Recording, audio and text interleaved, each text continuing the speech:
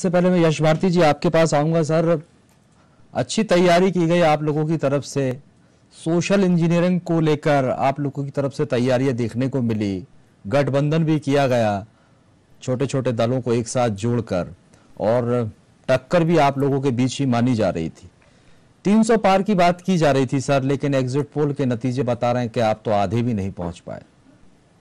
राजीव भाई, थी नहीं, अभी भी है जी। इस परिणाम को अगर आप अंतिम मानते हो तो आप बता दें। नहीं सर, हम तो ये तो इशारा, ये रुझान नहीं है, ये इशारा है। ना ये रुझान है, ना ये इशारा है, ये केवल एक आकलन है कुछ लोगों से चर्चा करने के बाद।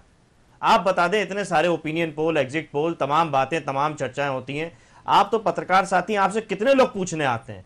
ये जितने भी आंकड़े आए हैं, मुझे नहीं लगता किसी पत्रकार ने किए हैं। आजकल सारी एजेंसीज हो जाती हैं, जितने न्यूज चैनल हैं वो किसी एजेंसी का डाटा लेते हैं और अपने नाम के साथ में जोड़ के चलाते हैं। जिम्मेदारी से वो भी भागते हैं। कोई भी एक न्यूज चैनल बता दीजिए जो जिम्मेदारी से कह रहा हो कि ये हमने सर्वे कराया और हमारा सर्वे है, वो किसी ना किसी एजेंसी के साथ क्लब करके सर्वे बता रहे हैं।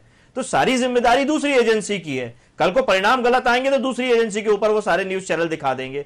तो जिम्मेदारी तो खुद सारे न्यूज चैनल भी नहीं ले रहे।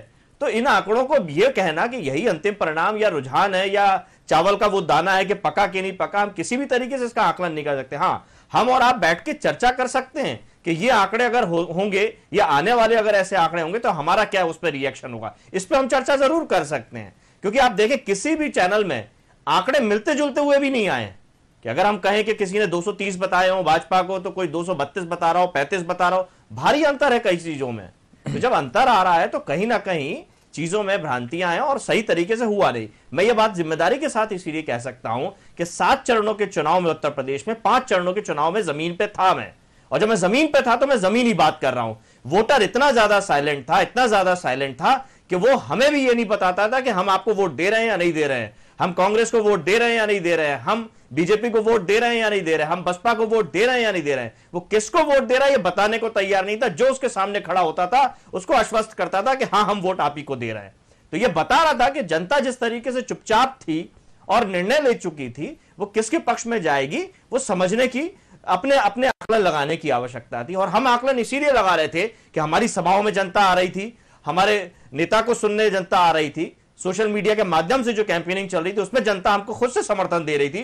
कोई पेड वर्कर्स नहीं थे, कोई बसों से लाए हुए लोग नहीं थे। और वहीं जब भारतीय जनता पार्टी के कार्यक्रम हो रहे थे तो अमित शाह जैसे बड़े नेता को अपना रोड शो छोड़ के जाना पड़ रहा था कि जनता नहीं आई है। केंद्रीय मंत्री स्मृति ईरानी को अपना रोड शो अपने गृह क्षेत्र में छोड़ के जाना पड़ता था कि जनता नहीं आई है। स्वयं योगी जी मुख्यमंत्री जी के क्षेत्र में जनता नहीं आ रही थी, उनको सुनने जनता नहीं आ रही थी। योगी जी केशव प्रसाद मौर्य उप मुख्यमंत्री के चुनाव क्षेत्र में प्रचार करने नहीं गए। तो ये सब चीजें बताती है कि जनता का समर्थन उनको नहीं मिल रहा था। और 6 महीने पहले जो पंचायत चुनाव आए उसमें जो हमें अभूतपूर्व समर्थन मिला है जनता का, ये सारी चीजें बताती है कि ये सारे ओपिनियन पोल्स, एग्जिट पोल्स और ये सारे आंकड़ों की जो जादूगरी है ये कहीं भी हमारे परिणाम को इफेक्ट नहीं कर रही है, कहीं भी छू भी नहीं रही है। जो परिणाम आने वाले हैं वो समाजवादी पार्टी गठबंधन की सरकार बनने जा रही है। और एक विशेष बात और मैं जोड़ दूंगा अपनी बात के साथ में कि समाजवादी पार्टी ने अगर गठबंधन किया है तो भारतीय जनता पार्टी भी अकेले चुनाव नहीं लड़ रही थी। जैसे आपने अभी अनुप्रिया पटेल जी की बाइट भी दिखाई, एनडीए के माध्यम से चुनाव लड़ रही थी। और भारतीय जनता पार्टी हमेशा ये इमोशनल गेम खेलती है, भावनात्मक खेल खेलती है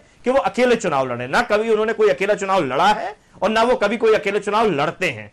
तो ये भावनाओं के साथ खेलना ये भारतीय जनता पार्टी की कूटनीति है। चाहे वो भगवान राम के नाम पे कूटनीति से खेले, चाहे मुफ्त के नाम पे वैक्सीन, मुफ्त के नाम से राशन। तो सरकार मुफ्त नहीं देगी तो क्या सरकार भी पैसा लेने लगेगी? जिस तरीके से हबीबगंज रेलवे स्टेशन से बेच करके पार्किंग के नाम पे वसूली हो रही है, प्लेटफॉर्म टिकट के नाम पे वसूली हो रही है, वर्ल्ड क्लास के नाम पे आप ट्रेन अच्छी दे दीजिए ना। ठीक है सर, यही आपकी बात को आगे बढ़ाता हूं सर, आपसे ही पूछ लेता हूं, अगर नतीजे यही हुए जैसा कि आपने कहा, अगर हम चर्चा करें, अगर नतीजे यही हुए तो फिर क्या कहेंगे आप? तो सबसे पहले आपको एसपीएस बघेल जी से पूछना चाहिए जो करहेल में आरोप लगा रहे थे कि वहां पे दोबारा चुनाव होना चाहिए। सबसे पहले उन केंद्रीय मंत्री से पूछना चाहिए। ऐसे 3 केंद्रीय मंत्री हैं जो लगातार आरोप लगा रहे थे भारतीय जनता पार्टी के। तो मुझे लगता है समाजवादी पार्टी से पहले उन लोगों से पूछना चाहिए कि जब ओपिनियन पोल, एग्जिट पोल और ये आंकड़े इस तरीके से, तो आप आरोप किस आधार पर लगा रहे थे? 6-6, 8-8 चुनाव जीते हुए लोग अगर आरोप लगा रहे हैं तो ये जनता की नब्ज समझ चुके थे कि इनके विरोध में हवा चल रही है। आप बताइए, भारतीय जनता पार्टी 2017 का चुनाव लड़ी उत्तर प्रदेश का, 2019 का लोकसभा का चुनाव उत्तर प्रदेश से लड़ी। पूरे देश भर से भारतीय जनता पार्टी के लोगों की उत्तर प्रदेश में ड्यूटियां लगती थी। इस बार कहां दिखे? मध्य प्रदेश से, छत्तीसगढ़ से कहीं का नेता कोई दिखा आपको?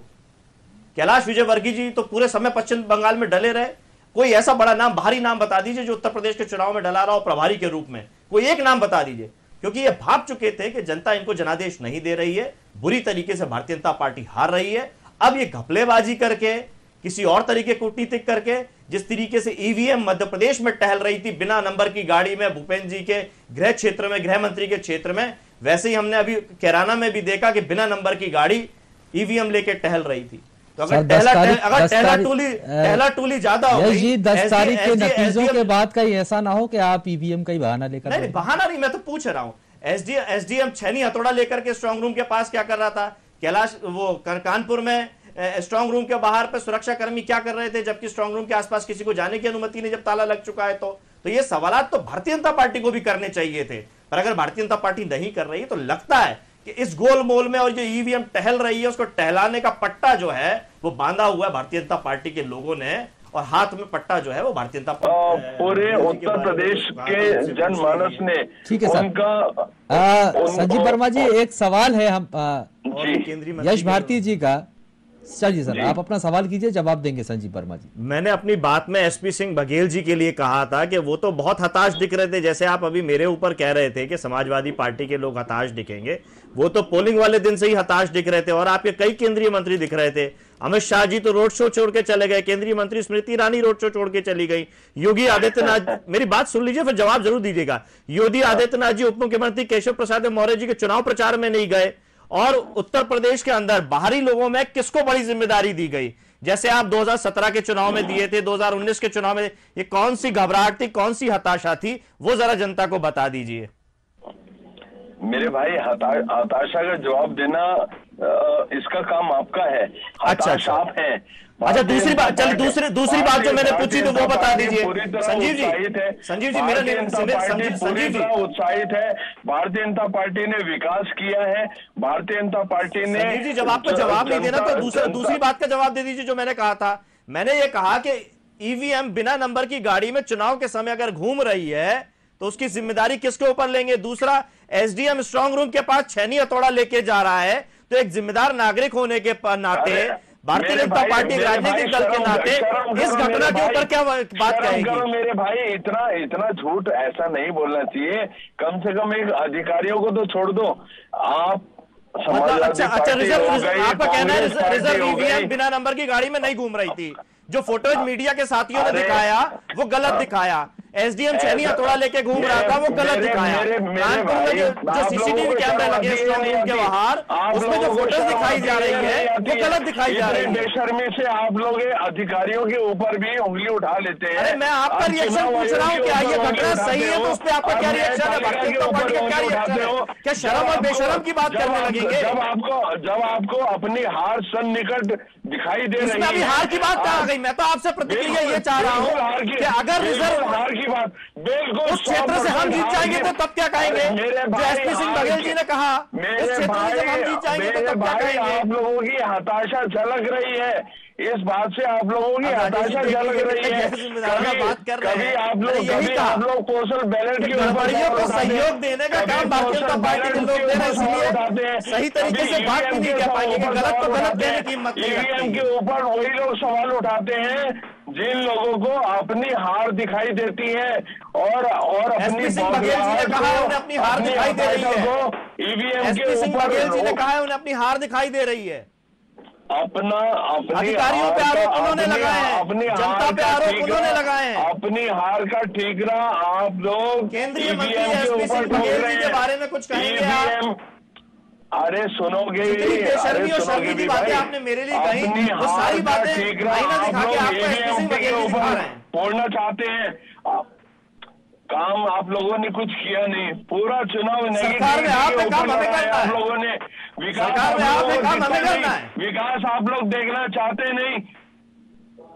जब विकास देखने की बारी आती है, आप लोग दृष्टि दोष हो जाता है। विकास आप लोग देखते नहीं है।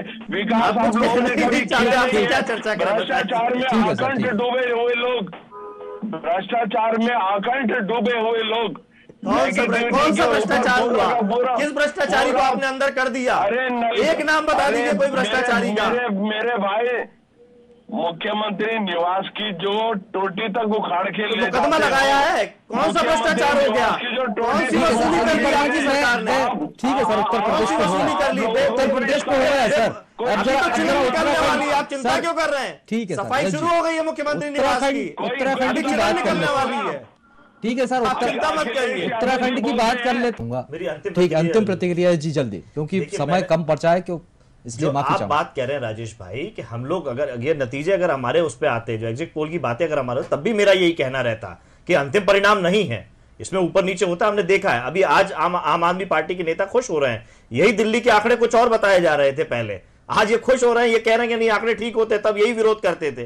तो आंकड़े अगर हमारे पक्ष में भी आते तब भी मेरी प्रतिक्रिया यही रहती कि क्योंकि मैंने ग्राउंड पे जाके काम किया, जनता के बीच में महसूस किया, सवाल किया है, जरूर पक्ष में आते हैं वो खुश होता है, और जहां